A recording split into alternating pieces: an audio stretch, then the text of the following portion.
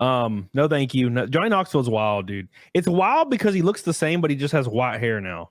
I watched Jackass, I think 4. I think it's called 4 or Forever. Jackass Forever recently. And he's just the same guy, but with white hair now. And he always does the bull thing where he gets a bull and he gets hit by a bull. Dude, that is so fucking brutal. You know, there was another one. Was it him who was getting knocked out by Butterbean in a store? Yeah. That's hard to watch, man. That is hard to watch. I mean, he is getting brain damage right in front of you. Like, that dude is no fucking joke. I mean, people laugh at him. He's got the funny name and he's like oddly shaped, but that dude's 300 pounds and a fucking throws brick breakers. Like, he's a real fighter. Yeah, he's like people. The thing with Butterbean is people see him and they think it's a meme. Right. Like, they don't realize that Butterbean has like fucking 40 something knockouts. Yeah. Like he knows how to fight. He just looks too wide. Now, for him to go into I think they were in like a store too, like a department store or something. And that is hard to watch when he gets knocked out. Like, it is like, because you could just see like he's fucking, that is brain damage. Like that hit he took. Yeah, he's like snoring real loud from the knockout. It's like brutal. That's right. He was snoring. Steph says, whatever happened with Bam? So Bam was filming Jackass Forever. It was like pre-production or something. And he signed a contract with Johnny Knoxville and the other guy that I can never remember his name, but he did all the movies in the show. He's like the main guy, the director. Anyways, they signed a contract and said if he failed a drug test or got fucked up at all during the filming of the movie, they'd fire him. And he took like an Adderall. Jeff Tremaine, thank you, not Richard.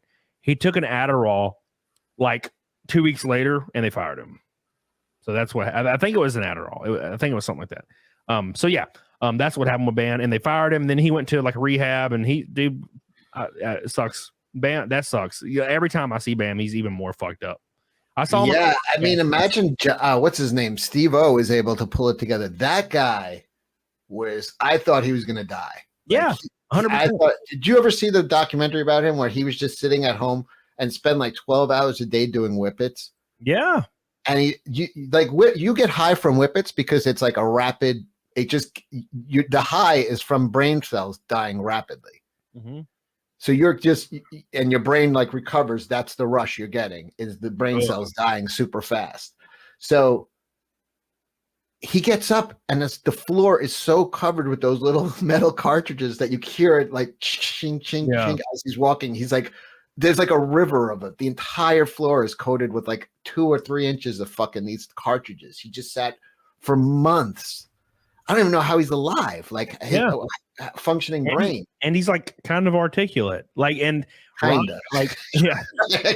Bam, dude. Like, I saw him on a show recently, and he was talking about how he was sober for like a couple months, and he was fucked up. I'm like, dude, I was watching the show. It was like a live stream or something. And he was like, yeah, I've been sober for like 2 months, man. And I'm like, dude, he was so fucked up on the show. And I was like, he's not even sober right now.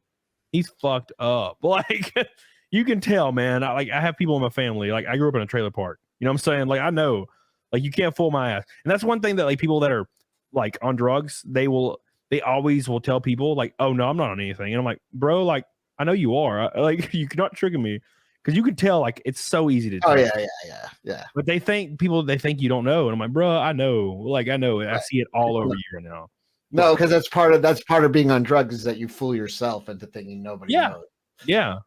You're like, oh, dude, I've only had like one hit, dude. I'm fine, bro. Like, they can't tell, which is the opposite. Somebody in the chat pointed out Steve-O's dad was a well-known like executive. Yeah, he was a huge executive at Pepsi, and I believe he ran South America, like, or Brazil, like a massive. So, you know, he's a multi-millionaire, like fucking, 10 times over. I don't know. They're worth a fortune. If you're running Pepsi in South America, it's fucking giant. So your dad is, this giant executive, and he goes to clown college. He goes to fucking Ringling. He goes to Ringling Brothers Clown College. That's where he met Wee Man. Yeah. And they got the shittiest job on like a roadside fucking circus in Florida. and it was Wee Man and him, and Johnny Knoxville and those guys just stopped at the circus because it looked so sad. They wanted to go see like how fucking, and then they met Steve-O and Wee Man and fucking adopted them into the crew. They met Steve-O, and Steve-O knew that they were like, you know, traveling like Hollywood dudes. So he was like, I'm going to do the swallow the goldfish shit for them right now. So he tries to swallow a goldfish, and he fails like 5 times, and the goldfish is fucking freaking out. And he finally swallows the goldfish and then throws it up, and they're like, all right, you're hired. And he was like, dude, if it was on his podcast talking about how he got the job in Jackass, he was like desperately trying to swallow a goldfish and throw it up. Could you imagine like you're this high-powered executive and you're your son and he's like, I want to go to Ringling Brothers Clown College. Yeah, I think there's video footage of the goldfish thing too, because like when he finally throws it up, he fucking freaks out and cheers. He's like, yeah, because I think he knew right then. He's like, I might have a job with these guys. Well, yeah, before Jackass, they were just videotaping themselves doing shit, and those videotapes were just getting passed around.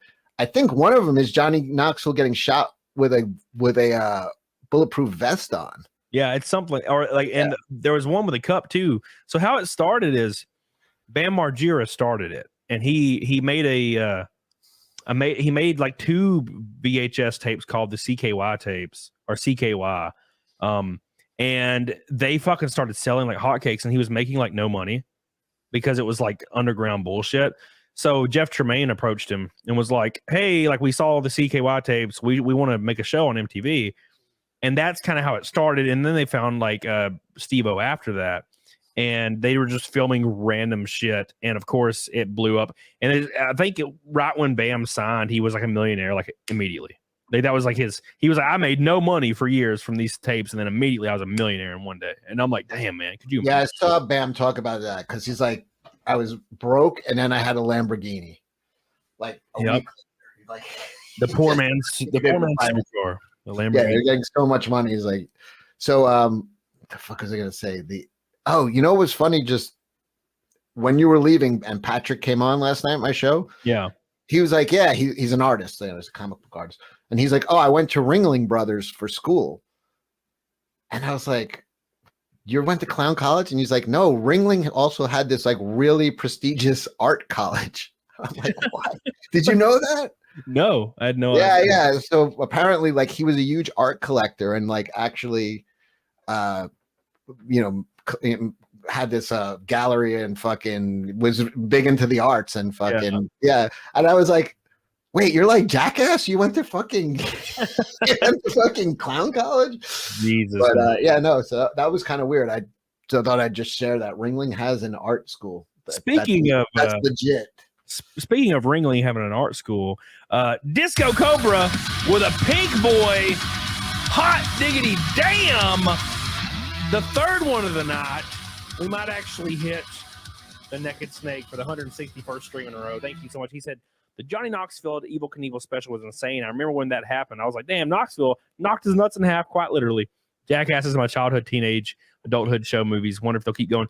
I don't think they should. They should probably get new people to do it, and have like the old guys just there watching and kind of cheering and doing small, goofy stunts that like isn't risking their lives. Like, you know what the problem with that is I don't think they'd feel comfortable like putting somebody else in danger. Yeah. You know what I mean? You got to do it yourself. You know what I mean? You can't just be like coaching some kid into getting like the shit they do. You could die instantly. Like the thing they did with like just getting in that fucking thing with a bull and getting slammed. Like, God, that's it's brutal. Very easy to die. Like, dude, you can't bring in a new generation of kids and say, yeah, now you're just going to run around and a bull is going to fucking try to gore you. It's like, yeah. Oh God.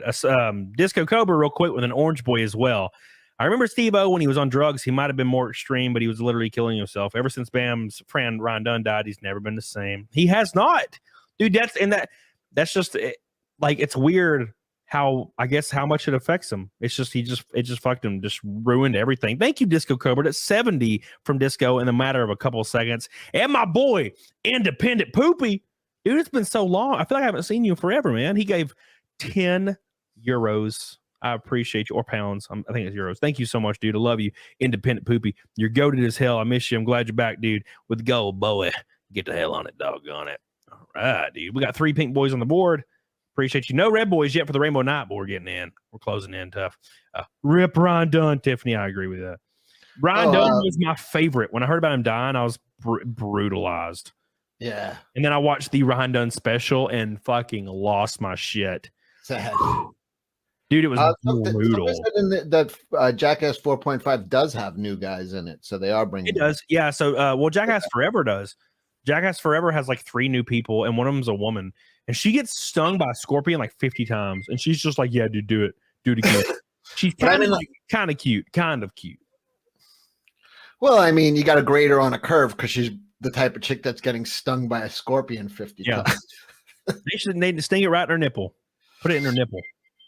Oh yeah, stinger in the Although lady. I saw a video of a very good-looking girl blowing a horse, and I was like, "That she doesn't need to do that." Oh my god, do you remember the one where Ryan, like Pontius? I think it's Chris Pontius. He put like a little mouse costume on his penis, and like jiggled it. And the snake, and the snake just bites his penis, and he's just screaming, ah! And he like pulls out of the thing and out of the like big thing enclosure, and the snake's flopping on his penis. What a fucking crazy motherfucker. And then like, dude, that was every Jackass movie. There's something where Chris Pontius's penis is dressed up as something and there's something biting it. Like, and I'm like, why do they keep doing this? I don't know, man. Oh, I like my favorite one is when they put the bees in the car, man.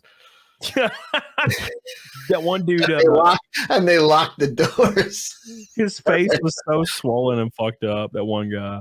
Oh my god, it was awesome. Yeah, I can't even think of my favorite skit from them, but I like the one where they throw the giant snakes in the horse trailer and they lock Bam in, and he's so afraid of snakes he starts crying. It's brutal. So funny.